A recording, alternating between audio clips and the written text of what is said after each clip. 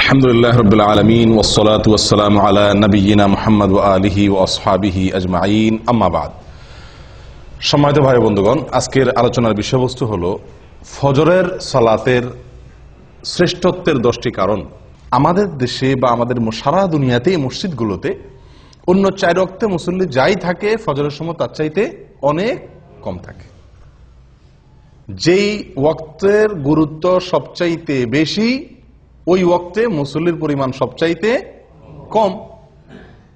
অথচ অন্য 4 ওয়াক্তে মুসল্লি এলাকায় নাও থাকতে পারে। জোহরের সময় কোনো ডিউটিতে কেউ থাকতে পারে, আসরের সময় কোথাও যেয়ে থাকতে পারে, মাগরিব এশায় বাজারঘাট কেনাকাটি মার্কেটিং বা অন্য কোনো কাজে মানুষ ব্যস্ত থাকতে পারে, মহল্লায় নাও থাকতে পারে। ফজরের সময় প্রত্যেকটা মানুষ কোথায় আছে? মহল্লায় আছে। একান্ত 2-1 বাদে প্রায় সবাই মহল্লায় আছে। তাহলে তো জোহরে যদি 4 কাতার হয়, আসরে যদি 4-5 কাতার হয়, মাগরিবে যদি 5-7 কাতার হয়, ফজরে তো 10 কাতার হওয়ার কথা, ঠিক না? ঠিক। কিন্তু ফজরে 1 কাতার পাইতে কষ্ট হয়ে যায়, 2 কাতার জোগাড় হইতে অনেক কষ্ট হয়ে যায়। প্রিয় বন্ধুগণ, এর কারণ কি? এর প্রধানতম কারণ হলো ফজরের নামাজের গুরুত্ব আমরা মুসলমানরা বুঝতে পারি নাই। ফজরের নামাজের 10টি ফজিলত, 10টি শ্রেষ্ঠত্বের বিশেষ কারণ, 10টি মর্যাদার বিশেষ কারণ, স্পেশালিটি আছে যেটি অন্য সালাতের জন্য নাই। তার ভিতরে প্রথম হলো ফজরের সালাত বা ফজরের নামাজ। এটা হলো ইমানের আলামত, ইমানদারের আলামত। কিসের আলামত ভাই? ইমানদারের আলামত। নামাজ মাত্রই ইমানদারের আলামত। যে ব্যক্তি ইমানদার সে মসজিদে আসবে, যাবে, তাকে তার ইমান আছে কথা সাক্ষ্য দেওয়ার নির্দেশ আমাদেরকে করা হয়েছে। যদি সে মসজিদে আসা যাওয়া করে, নামাজি হয়, নামাজি না, মসজিদে আসা যাওয়া করে না, তাহলে তার ইমানের সাক্ষ্য আমরা দিতে পারি না। কিন্তু ফজরের নামাজে হাজির হওয়া এটা ইমানদারিত্বের বিশেষ সাক্ষ্য, বিশেষ প্রমাণ। ইমানদার যে খাঁটি, নির্ভেজাল, পিওর, এটার প্রমাণ হলো ফজরের নামাজে কি হওয়া? উপস্থিত হওয়া। যদি কেউ ফজরের নামাজে উপস্থিত হতে না পারে, ফজরের নামাজ পড়তে তার কষ্ট হয়ে যায়, একদিন আসলে 10 দিন মিস হয়ে যায়, ফজরের নামাজে সে আসতেই পারে না, এরকম যদি হয়, তাহলে বুঝতে হবে তার ইমান নিয়ে নতুন করে চিন্তা করা দরকার আছে।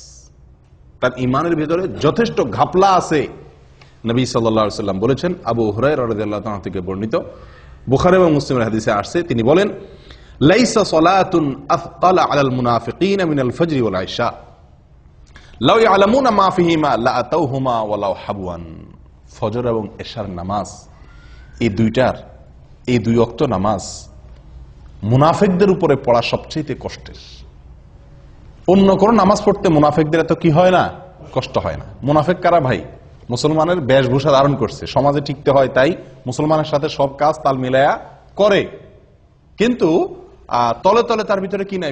ভিতরে ইমান নাই। একে বলা হয় মুনাফিক। এই মুনাফিকের ব্যাপারে নবী সাল্লাল্লাহু আলাইহি ওয়াসাল্লাম বলছেন যে লাইসা সালাতুন আফকালা আলাল মুনাফিকিনা মিনাল ফজরি ওয়াল ইশা। ফজর এবং এশা, অন্য বর্ণনা আসছে ফজর এবং আসর, কিন্তু সর্বাবস্থায় ফজরের কথা আগে বলা আছে। এই ফজরের নামাজ এটা মুনাফিকের জন্য এই নামাজে উপস্থিত হওয়া কষ্টসাধ্য। যার এই নামাজে উপস্থিত হওয়া সুযোগ হয় না, তৌফিক হয় না, কষ্ট হয়, বুঝতে হবে সেই ব্যক্তির ইমান নিয়ে যথেষ্ট করে প্রশ্ন তোলার সুযোগ আছে। আমি কি বুঝাতে পারছি প্রিয় ভাইরা? তাহলে ফজরের নামাজে উপস্থিত হওয়া এটা কিসের আলামত? ইমানদারের আলামত। ফজরের নামাজে উপস্থিত না হইতে পারা কিসের আলামত? মুনাফিকের আলামত। মুনাফিকের জন্য এটা কঠিন হয়ে যায় উপস্থিত হইতে পারাটা। তাহলে অন্য সালাত, জোহরের ব্যাপারে এটা বলা হয় নাই যে জোহরের নামাজে মুনাফিকরা আসতে কষ্ট হয়। জোহরের নামাজে 1 নম্বর, 2 নম্বর, 3 নম্বর, 4 নম্বর সব কিসিমের, 3rd class, 2nd class, 1st class সব কিসিমের মানুষ কি জোহরে আসতে পারে, মাগরিবে আসতে পারে। বুঝে আসছে কথা? কিন্তু ফজরের নামাজ এটা এমন একটা নামাজ যে এই নামাজে যে মুনাফিক 2 নম্বরই করে আসে, মানুষ দেখাইতে আসে, সে এই ভোর রাত্রে আরামের ঘুম ফালায় আসাটা খুব বেশি সহজ না। যদি কেউ আসতে পারে, বোঝা যাবে সেই লোকটা হলো খাঁটি ইমানদার, তার ভিতরে ইমান আছে। প্রিয় ভাইরা, তাহলে এই কোষ্টি পাথরে আজকে যাচাই করলে বহু লোক ইমানদারিত্বের পরীক্ষায় উত্তীর্ণ হওয়া কঠিন হয়ে যাবে। ইমানদারিত্বের প্রমাণ দেওয়া অনেকের জন্যই কি কষ্টকর হয়ে যায়। প্রিয় ভাইরা, তাহলে ফজরের নামাজের প্রথম ফজিলতের বিষয় হলো এটি ইমানদারের আলামত। কার আলামত? ইমানদার আলামত। ফজরের নামাজে উপস্থিত হইতে পারা মুনাফিকি থেকে মুক্তির একটি অন্যতম উপায়। আপনি মুনাফিকি থেকে নিজে মুক্ত, এটা প্রমাণ করার অন্যতম উপায় হলো ফজরের নামাজে কি হওয়া, উপস্থিত হতে পারা। নাম্বার 2, ফজরের নামাজ যদি কেউ আদায় করে তো ওই দিনের জন্য সে আল্লাহ সুবহানাহু ওয়া তাআলার জিম্মায় চলে যায়। কোথায় চলে যায়? আল্লাহ সুবহানাহু ওয়া তাআলার সুরক্ষা সে লাভ করে ওই দিনের জন্য। ওই দিনের জন্য ইন্স্যুরেন্স হয়ে যায় আল্লাহ সুবহানাহু ওয়া তাআলার কাছে। নবী সাল্লাল্লাহু আলাইহি ওয়াসাল্লাম বলেছেন, জুনদুব ইবনে আব্দুল্লাহ ইবনে সুফিয়ান আল-বাজালি রাদিয়াল্লাহু তাআলা আনহু থেকে বর্ণিত, এটি সহিহ মুসলিমে আসছে। নবী সাল্লাল্লাহু আলাইহি ওয়াসাল্লাম বলেন, মান সাল্লা সুবহা ফাহুয়া ফি যিম্মাতিল্লাহ। যে ব্যক্তি ফজরের নামাজ পড়বে সে কার জিম্মায়? আল্লাহ সুবহানাহু ওয়া তাআলার জিম্মায় চলে যাবে। দুনিয়ার কোন লোক, দুনিয়ার কোন নেতা, দুনিয়ার কোন পুলিশ অফিসার, এসপি, ওসি যদি আপনারে বলে যে আপনি আমি দায়িত্ব আছি, কোনো কিছু আমাকে বলবেন, আপনার কোনো কিছু হবে না। এলাকার নেতা, এমপি সাহেব যদি বলে দেয়, আমাদের মনটা কত মনে কত সাহস হয় না?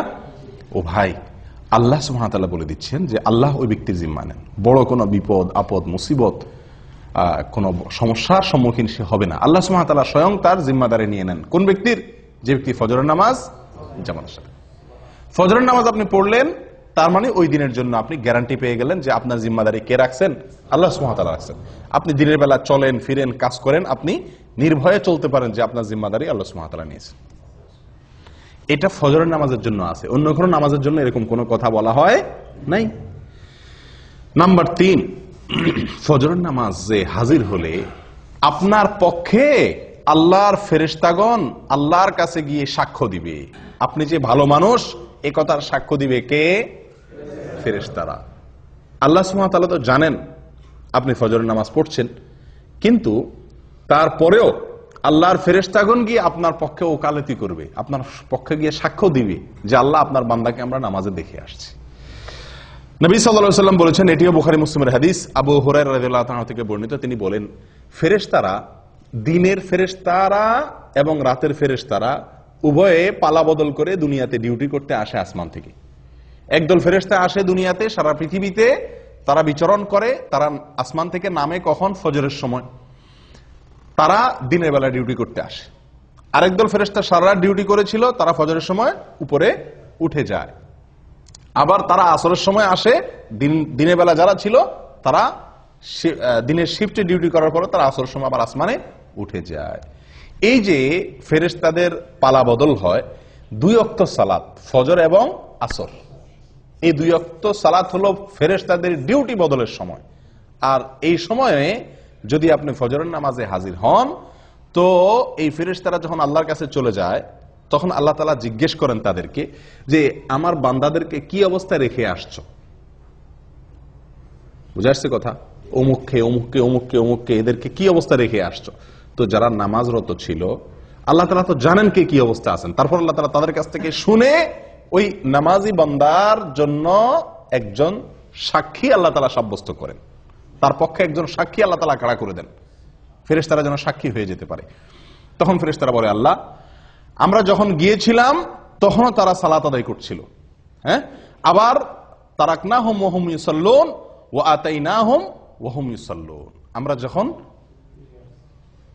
সকালে ডিউটি করে আসছিলাম তখনও তারা নামাজ পড়তেছিল, আবার যখন বিকেলে গেলাম তখনও তারা আসরের নামাজ পড়তেছিল। ও ভাই, সেজন্য ফজরের নামাজ এবং আসরের নামাজ, তো এই ফজরের নামাজের বিষয়ে নবী সাল্লাল্লাহু আলাইহি সাল্লামের এই হাদিস থেকে বোঝা গেল যে যদি কেউ ফজরের নামাজে হাজির হয়, নামাজ পড়ে, তাহলে আল্লাহর ফেরেশতারা তার পক্ষে আল্লাহর কাছে কি দেয়? ভালো মানুষ হিসাবে, নামাজি হিসাবে সাক্ষী দেয়, সাক্ষ্য দেয়। কয়টা ফজিলত গেল? 3। 1 নম্বর হলো ইমানদারিত্বের পরিচয় ফজরের নামাজে হাজির হওয়া। মুনাফিকি খাতা থেকে নাম কাটার একটা অন্যতম সুযোগ হলো কি করা? ফজরের নামাজে হাজির হওয়া। নাম্বার 2, ফজরের নামাজ পড়লে ওই দিনের জন্য আল্লাহর জিম্মায় চলে যায়। কোথায় চলে যায়? আল্লাহর জিম্মায় চলে যায়, আল্লাহ সুবহানাহু ওয়া তাআলার দায়িত্বে চলে যায়। নাম্বার 3, ফেরেশতারা ওই ব্যক্তির জন্য কি করে? ভালো মানুষ হিসাবে তার জন্য সাক্ষ্য দেয়। ওই ব্যক্তি যে ভালো মানুষ, সে সাক্ষ্য কে দেয়? ফেরেশতারা আল্লাহ সুবহানাহু ওয়া তাআলার কাছে দেয়। নাম্বার 4, ফজরের নামাজ যদি কেউ জামাতের সাথে আদায় করে যদি কেউ ফজরের নামাজ পড়ে তাহলে আল্লাহ সুবহানাহু ওয়া তাআলা তাকে সারা রাত জেগে নফল ইবাদত করার সওয়াব দেয়।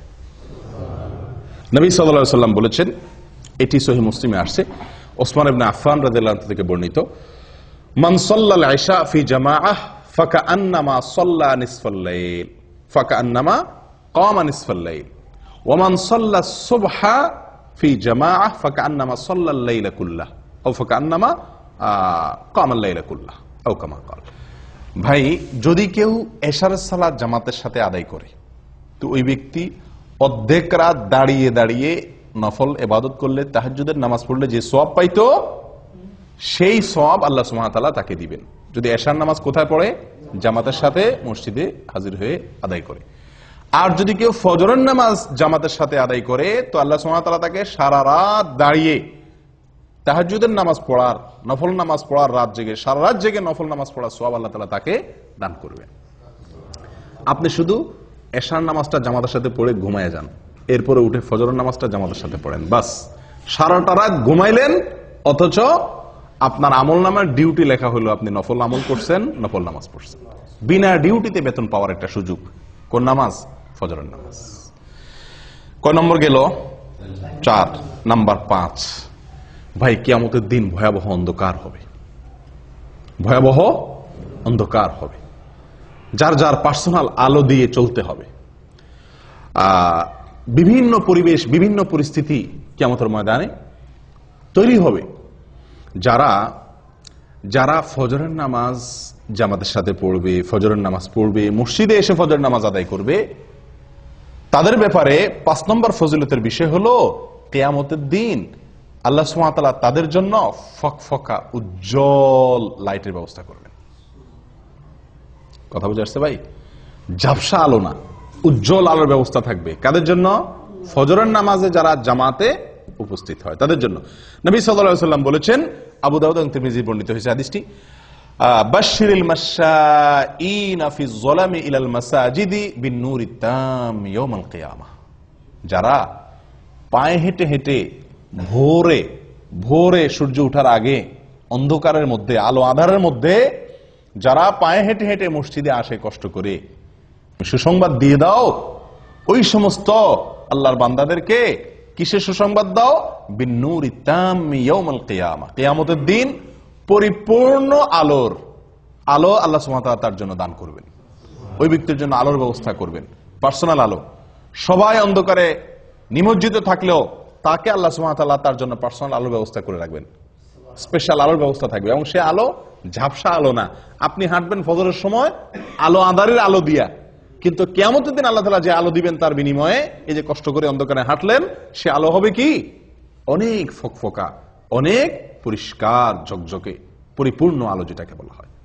যদি কি করা হয় ভাই? ফজরের নামাজ জামাতের সাথে আদায় করা হয়, অন্ধকারে কষ্ট করে আলো আধারিতে আপনি হেঁটে মসজিদ পর্যন্ত আসেন।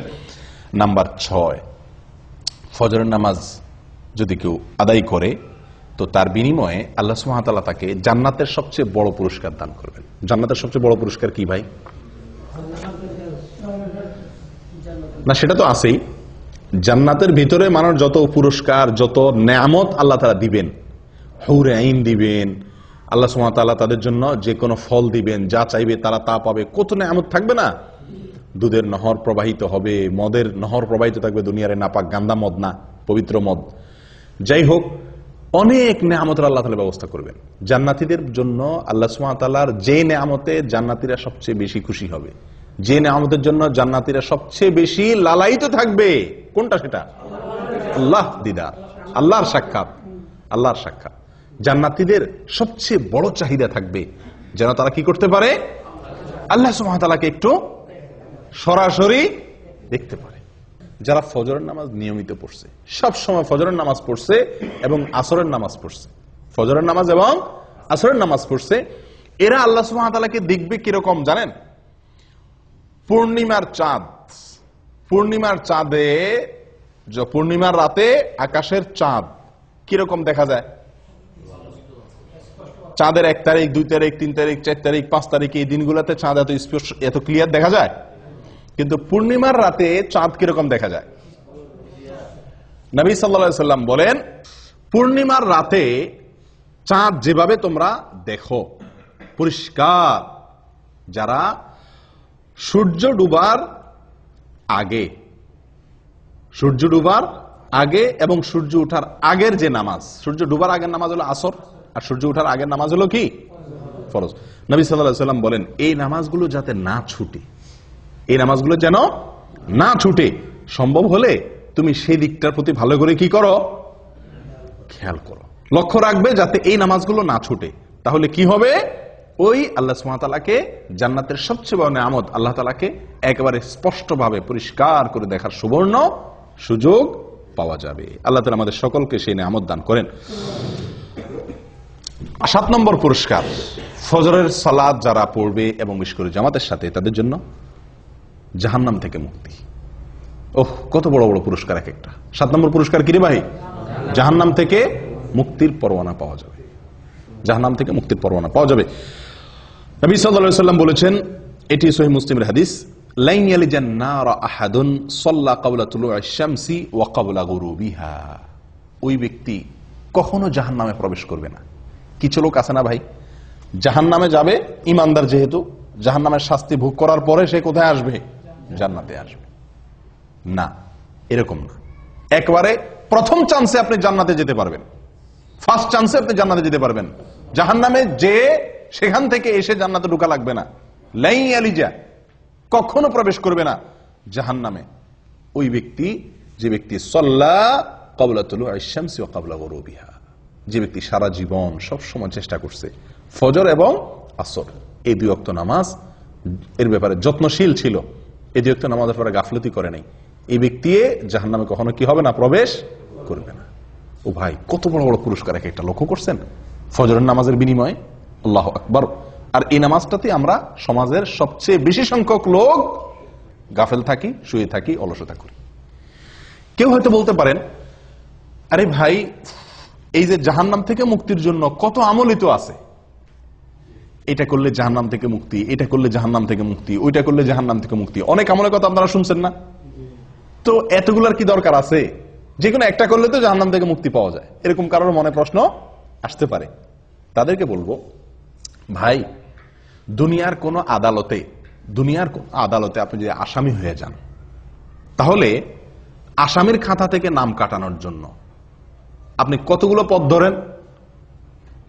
যত পথ আছে সবগুলা পথ ধরেন না? পয়সা রেডি রাখেন, যদি লাগে পয়সা দিয়া মামলা ডিসমিস করাইতে হবে। রাজনৈতিক কোন লিঙ্ক যদি থাকে, কাউকে দিয়ে হেলো করায় যদি ছাড়া পাওয়ার সুযোগ থাকে, তাহলে লিঙ্ক কোথায় কোথায় আছে সেগুলো খুঁজেন, কি খুঁজেন না। এরপরে আপনার নিজেকে নির্দোষ প্রমাণ করার জন্য কাগজপত্র যেগুলো জোগাড় করা দরকার সেগুলো জোগাড় করেন। এত কিছুর পরেও আবার যদি জেলে যাওয়া লাগে, তাহলে সংসার ব্যবসা বাণিজ্য কেমনে চলবে সেই ব্যবস্থাও রাখেন। অর্থাৎ আপনার সাধ্যে যতগুলো ওয়ে আছে সকল ওয়ে আপনি অবলম্বন করেন, উদ্দেশ্য যেন মামলাটা ডিসমিস করানো যায় দুনিয়ার আদালতে। ঠিক না ঠিক? ও ভাই, আখিরাতের আদালতে কোনো মামুখালু চলবে না, ঘুষ ঘাস চলবে না, হায় হেলো চলবে না।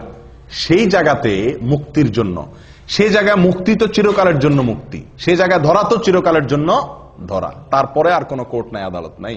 তাহলে সেখান থেকে মুক্তির জন্য একজন ইমানদার মানুষ যেই আমল শুনবে যে এই আমল করলে জাহান্নাম থেকে বাঁচা যাবে, খপ করে সেই ওই আমলটাকে ধরবে। ঠিক না বেঠিক? যে বিশ্বাস করবে জাহান্নামকে, সে তো একটা দুইটা ওই অবলম্বন করে এটা বলবে না, তুষ্ট হবে না যে ঠিক আছে তো জাহান্নাম থেকে বাঁচার জন্য যে একটা কাজ করছি তো খালাস হয়েছে তো, এরকম করবে। বরং কারণ আমার সেটার মাধ্যমে যে আমি জাহান্নাম থেকে মুক্তি পাবো, আমার সে আমলটা যে সলিড হয়েছে, পিওর হয়েছে, আল্লাহর কাছে গ্রহণযোগ্য হয়েছে, তার কোনো গ্যারান্টি তো নাই। এজন্য যতগুলো ওয়ে আছে জাহান্নাম থেকে বাঁচার জন্য, তার সবগুলো অবলম্বন করবে একজন ইমানদার মানুষ। অতএব ফজরের নামাজে হাজির হওয়া, ফজরের নামাজ নিয়মিত পড়া, এটি জাহান্নাম থেকে মুক্তির একটি অন্যতম উপায়। এবং এখানে শব্দটি লাই ইয়ালিজান নার, নবী সাল্লাল্লাহু আলাইহি ওয়াসাল্লাম বলেছেন লাই ইয়ালিজান না, কখনো জাহান্নামে প্রবেশ করবে না। আল্লাহু আকবার। তাহলে বোঝা যায় ফার্স্ট চান্সে সে কোথায় চলে যাবে? জান্নাতে চলে যাবে। আল্লাহ আমাদের সকলকে তৌফিক দান করেন। ভাই, 8 নম্বর ফজিলত ফজরের নামাজের, ফজরের নামাজ সবচেয়ে ফজিলতপূর্ণ সালাত হওয়ার 8 নম্বর ফজিলত হলো নবী সাল্লাল্লাহু আলাইহি সাল্লামের বরকতের দোয়া পাওয়া যাবে। কে কার দোয়া পাওয়া যাবে? নবী করিম সাল্লাল্লাহু আলাইহি সাল্লামের বরকতের দোয়া আপনার জন্য বরাদ্দ হয়ে যাবে। ভাই, আপনাকে যদি হারামের, মক্কার হারামের ইমাম সাহেব শেখ সুদাইস, শেখ সুরাইম, শেখ জুহানি, শেখ আলী আল হুজাইফি, ওনাদের মতো কেউ যদি আপনাকে খপ করে হাত ধরে কোন এক জায়গায় দেখা হইলো, বললো যে বাবা তোমার জন্য আমি আল্লাহর কাছে দোয়া করতেছি, আল্লাহ তুমি এর জীবনে বরকত দিয়ে দাও, আমাদের খুশির কোনো শেষ থাকবো? হ্যাঁ, হারামের ইমাম সাহেব আমার জন্য 2 হাত তুলে দোয়া করছে, সুবহানাল্লাহ, হারামে দাঁড়ায় দোয়া করছে, আমাদের মনটা কত খুশি হয়ে যাবে না? ও ভাই, কোথায় হারামের ইমাম, কোথায় হারামের ইমাম? স্বয়ং রাসূলুল্লাহ সাল্লাল্লাহু আলাইহি সাল্লামের দোয়া আপনার জন্য অটোমেটিক বরাদ্দ হয়ে যাবে, আপনি পেয়ে যাবেন। কি করলে? ফজরের নামাজ আদায় করলে। নবী সাল্লাল্লাহু আলাইহি সাল্লাম দোয়া করছেন, আল্লাহুম্মা বারিক লি উম্মতি ফি বুকুরিহা, আল্লাহুম্মা বারিক লি উম্মতি ফি বুকুরিহা, হে আল্লাহ আমার উম্মতের জন্য সকালের সময় আপনি বরকত দান করবেন। আল্লাহুম্মা বারিক লি উম্মতি ফি বুকুরিহা, হে আল্লাহ সকালের যে সময়, ভোরবেলা, এই সময়টাতে আমার উম্মতের জন্য আপনি বরকতের ফয়সালা, বরকতের বরাদ্দ করিয়েন। দোয়া করছেন কে? নবী সাল্লাল্লাহু আলাইহি সাল্লাম। এই দোয়া সুনানে আবু দাউদে এবং মুসনাদে আহমদে বর্ণিত হয়েছে। ও ভাই, তাহলে ফজরের নামাজে যদি কেউ ঘুমে থাকে, সে কি নবী সাল্লাল্লাহু আলাইহি সাল্লামের এই বরকতের ভাগী হবে? কেউ যদি ফজরের নামাজ জামাতের সাথে না পড়ে, সে কি বরকতের ভাগীদার হবে? যে ব্যক্তি আল্লাহর হুকুম পালন করবে, ফজরের জামাতে হাজির হবে, সেই ব্যক্তি নবী সাল্লাল্লাহু আলাইহি সাল্লামের বরকতের দোয়া পাবে, তার ভাগীদার সে হবে। কারণ সকালের এই সময়টাতে বরকতের দোয়া করছেন কে? নবী সাল্লাল্লাহু আলাইহি সাল্লাম। অতএব এই সময় যদি আমি ইবাদত করি, তো আমার ইবাদতের মধ্যেও কি হবে? নিঃসন্দেহে বরকত হবে। এটা বরকত নেওয়ার সময়, বরকত নাজিলের সময়। এই সময় ঘুমায় থাকলে সে বরকত থেকে কি হবে? বঞ্চিত হবে। 8 নম্বর ফজিলত গেল। 9 নম্বর হলো ভাই, দুনিয়া এবং দুনিয়ার মধ্যে যা কিছু আছে, দেখেন এক একটা পুরস্কার দেখেন, সুবহানাল্লাহ, ফজরের নামাজের বিনিময়ে। দুনিয়া এবং দুনিয়াতে যা কিছু আছে, সারা পৃথিবী এবং পৃথিবীতে যত কিছু আছে, এই সব কিছু থেকে উত্তম ফজরের 2 রাকাত নামাজ, ফজরের 2 রাকাত সালাত। দুনিয়া এবং দুনিয়ার ভিতরে যা কিছু আছে সবকিছু থেকে উত্তম। সহিহ মুসলিমের হাদিসে আসছে, নবী সাল্লাল্লাহু আলাইহি সাল্লাম বলেছেন, রাকাতাল ফজর খায়রুম মিনাদ দুনিয়া ওয়া মা ফিহা। আল্লাহু আকবার। রাকাতাল ফজর খায়রুম মিনাদ দুনিয়া ওয়া মা ফিহা। ফজরের 2 রাকাত নামাজ দুনিয়া এবং দুনিয়ার ভিতরে যা কিছু আছে সব কিছুর মালিক হওয়ার চাইতে, সকল কল্যাণের চাইতে বেশি কল্যাণের, বেশি মর্যাদার, বেশি শ্রেষ্ঠ ফজরের 2 রাকাত নামাজে, ফরজ নামাজে হাজির হওয়া বা ফজর নামাজ পড়া। কথা বুঝতে পারছি ভাই? চিন্তা করেন, সারা পৃথিবীকে এক পাল্লা রাখলেন, আর কেউ 2 রাকাত ফজর নামাজ পড়লো, তো এই যে একটা আমল করলো, এই আমলটির মর্যাদা, এর শ্রেষ্ঠত্ব ওই সারা দুনিয়ার মালিক হওয়ার চাইতে বেশি আল্লাহ সুবহানাহু ওয়া তাআলার কাছে। কয় নম্বর গেল ভাই? 9 নম্বর। 10 নম্বরটা হলো দুনিয়াবি। শেষের 3টাই দুনিয়াবি বলা যেতে পারে, দুনিয়াবি লাভ। প্রথম যে 3টা বলছিলাম সেগুলো হলো আখিরাতের লাভ, প্রথমগুলা। শেষের 3টা নবী সাল্লাল্লাহু আলাইহি সাল্লামের বরকতের দোয়া সকালবেলা সময়টার জন্য। তারপরে যায় দুনিয়া এবং দুনিয়ার মধ্যে যা কিছু আছে সবচাইতে উত্তম হওয়া। 3 নম্বর হলো মানসিক প্রফুল্লতা অর্জন হবে। ফজরের নামাজ যদি কেউ পড়ে, তাহলে কি হবে ভাই?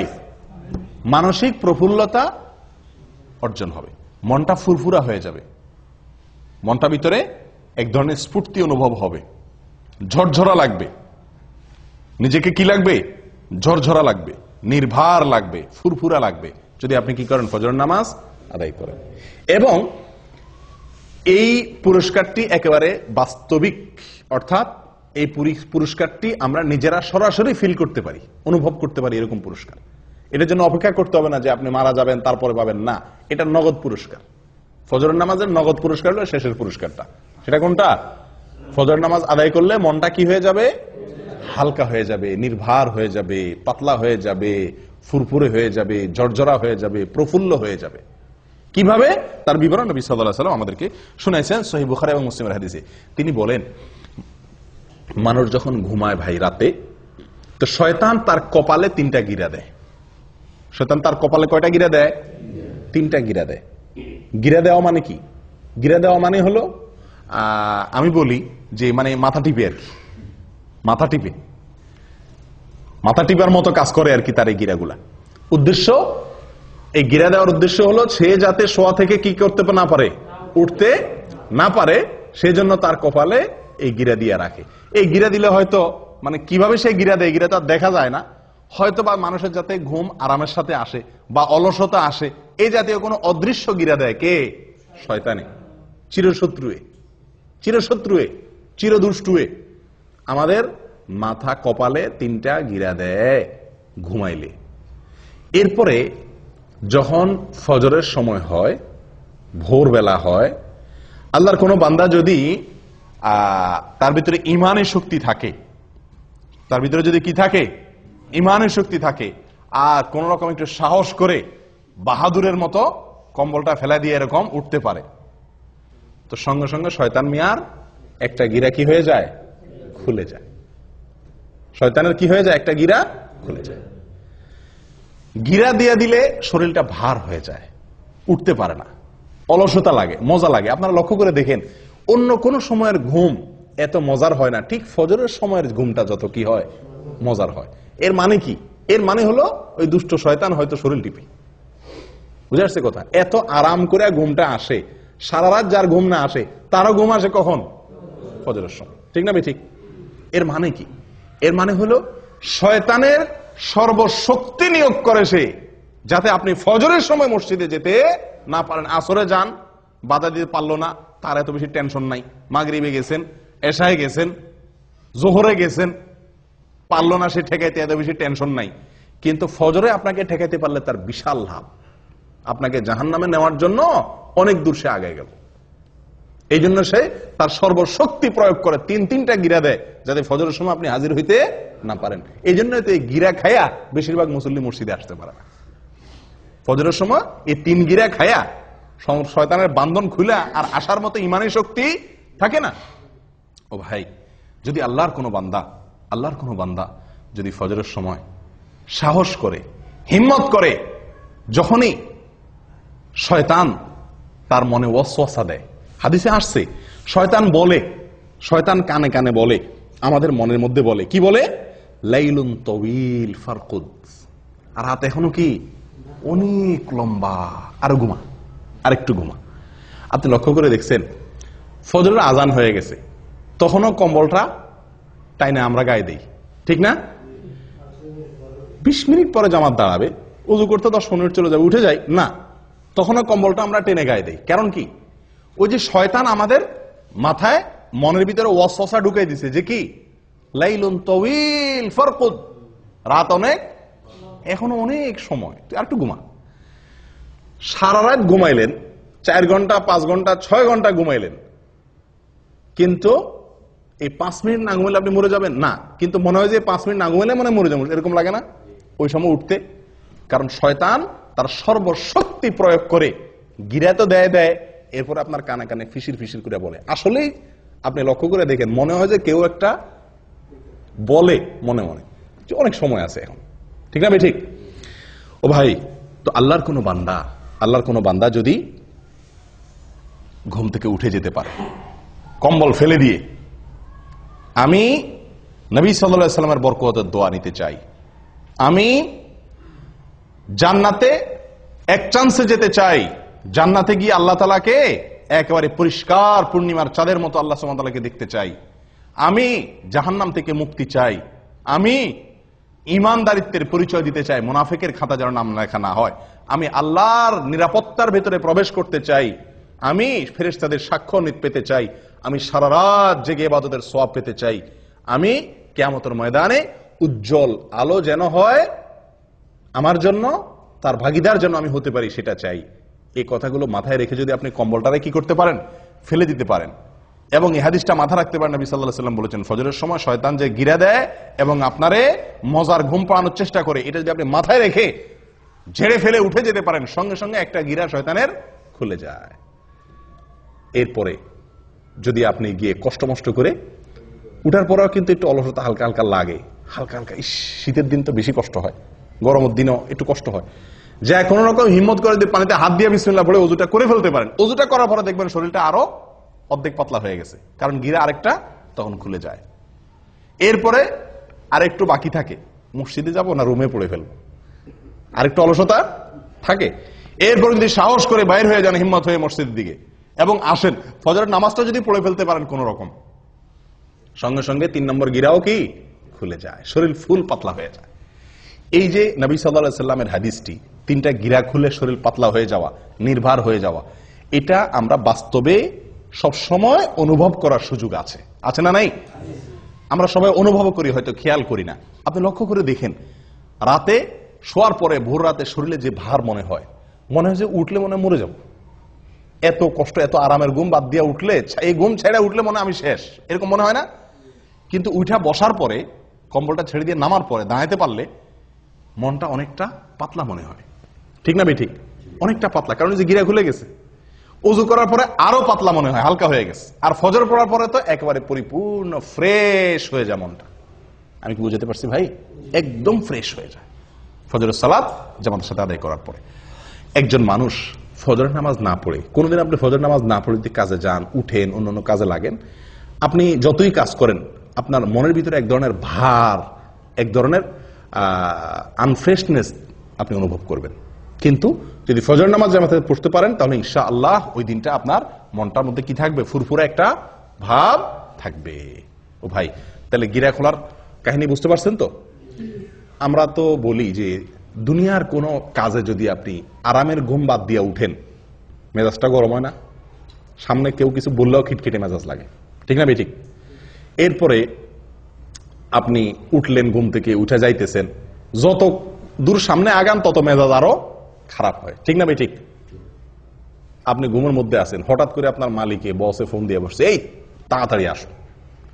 আপনি ফোন কাইটা উঠলেন, ঘুমটা খুব জমছিল, শীতের দিন, উঠে বাইরে হয়েছেন, যতদূর সামনে আগান মেজাজ আরো গরম হয় না? আস্তে আস্তে বাইরে আসছেন, উফ আরো ঠান্ডা, আরো মেজাজ আরো গরম হয় না?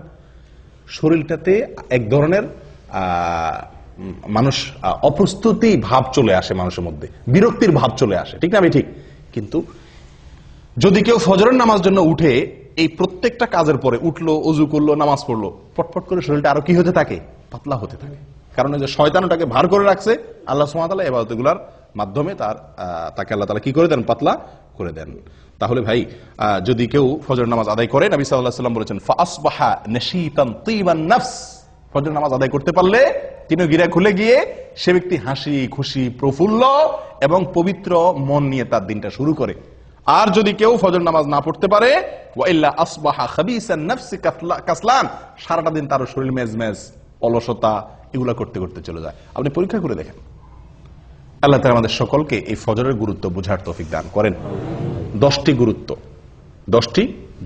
10টি ফজিলতের কথা আমরা শুনলাম। আমি আবারও বলছি একটি একটি করে। নাম্বার 1, ফজরের নামাজ মুনাফিকদের জন্য কঠিন হয়, ঈমানদারদের জন্য সহজ হয়। অতএব ফজর নামাজে হাজির হতে পারা ঈমানদারের পরিচয়। নাম্বার 2, ফজর নামাজে হাজির হলে তার জিম্মাদারি কে নেয়? আল্লাহ সুবহানাহু ওয়া তাআলা নেন। ওই দিনের জন্য আল্লাহ জিম্মাদারি নিয়ে নেন, আল্লাহর নিরাপত্তার ভিতরে সে প্রবেশ করে যদি ফজর নামাজ আদায় করে।